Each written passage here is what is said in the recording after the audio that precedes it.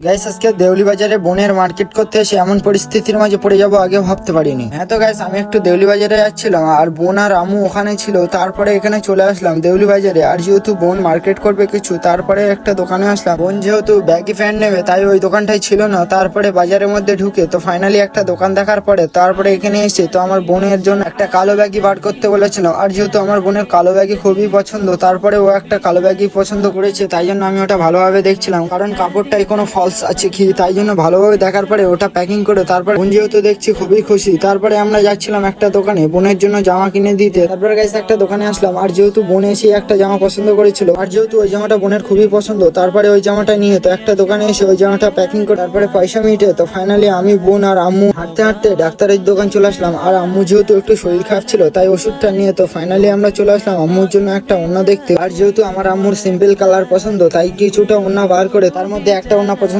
হয়েছিল, সেটা আমি প্যাকিং করে তো ফাইনালি আমরা যাচ্ছিলাম একটা জুতোর দোকানে। বোনের যেহেতু একটা জুতো লাগবে আর যেহেতু বোনের জুতোটা পছন্দ ছিল না, তারপরে আমরা যাচ্ছিলাম একটা স্টোনের দোকানে। তারপরে সেখানে আসার পরে আমার বোন যেহেতু কামলি আর একটা নেট পালিশ নেবে, সাথে আম্মু একটা কানের নেবে। তারপরে ফাইনালি আজকে মিনি ব্লগ এতটুকুই শেষ করলাম।